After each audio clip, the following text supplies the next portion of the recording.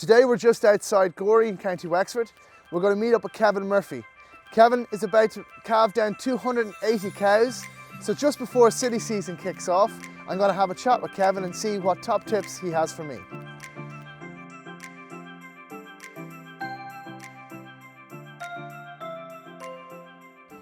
Hey Kevin, how are you? Very well, Gord. Thanks a million for having me down here today. Do you want to give us an overview of maybe what you're doing here at the moment? What we're doing at the moment is we have a 140 hectare farm, of which 85 is milking platform. About half is leased. We milked 250 cows in 2019. Quotas went in 2015. What's been your driver in terms of what kind of cow have you been looking to breed? Have you the same cow all the way along?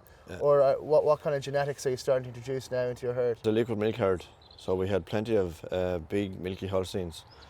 But at that stage, I was looking for a more easy care cow, a smaller cow, and a cow with more fat and protein. The A plus B minus E payment system was coming in, so I went crossing with Jerseys 10 years ago. So at this stage, all the cows in the herd have some kind of Jersey blood in them. The compact calving means we can get out and utilise the grass when it's growing. We calved 88% or 86% in the first 6 weeks last year, which means we were going out with a nice number of cows. We got a lot of days of milk off grass, and that's where the money is, that's where the profit is.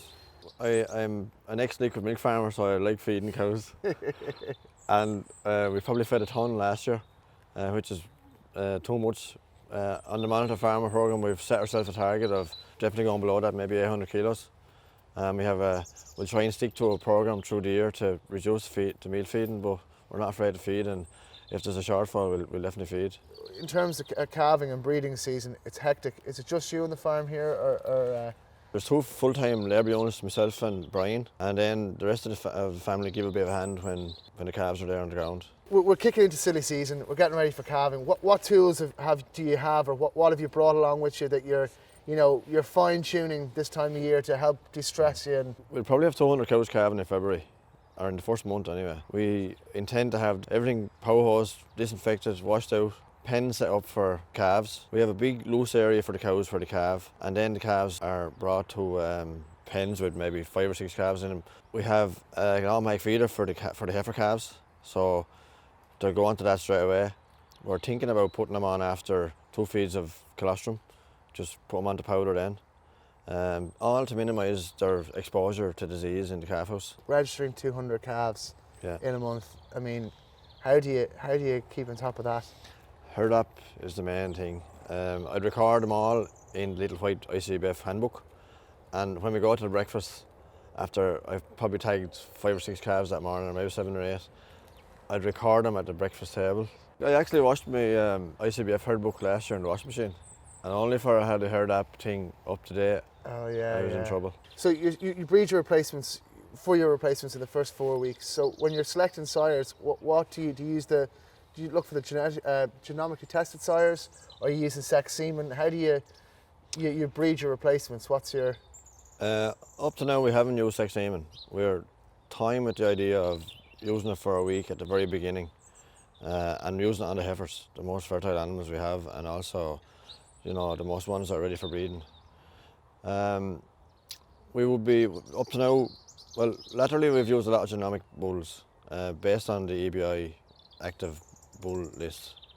So we're not afraid of genomics. Genomics we think works, so we'll keep at that. There's no reason to change that. We would use a good proven bull if we've used him before and we're happy with him. Yeah. And his figures are still up there with the best. Yeah. So in terms of recording serves, what do you find is your tools? Do you still use the book? What way do you record?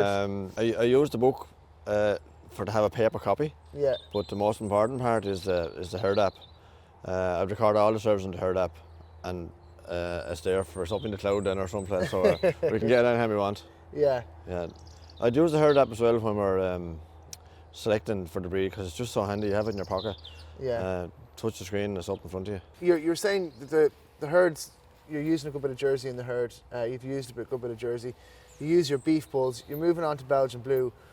2020, you're moving away from the Angus, or where do you see yourself going in terms of your beef bulls? We're more concentrating now on Herefords than Angus because of the colour of the calf that comes on the ground.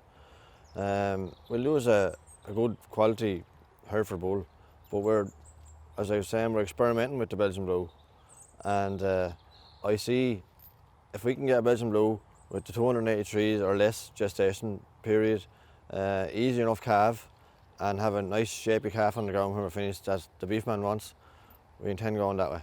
I know that you talked about we did milk record last year with the new parlour going in, and being a member of the Monitor Farm for Glanbia. Will you selective dry cow? Is it something that you're looking forward to doing? Is it something you're going to do?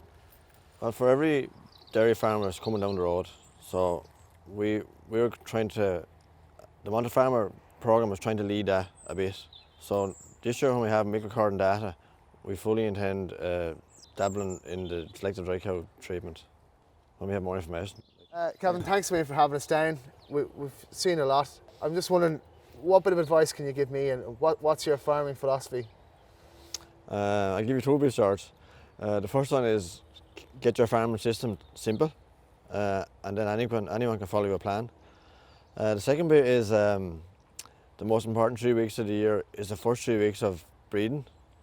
So you do everything in your power to get that right, and that's for preparing the cows for it, which probably starts at the dry period, and then you put in a heavy workload in the first 3 weeks to make sure you pick up all the heats and you serve all the cows, and you'll be rewarded with profit at the end of the day from doing that. Brilliant, Kevin. Thank you very much. Thank you very much, Sarge. Brilliant. No problem.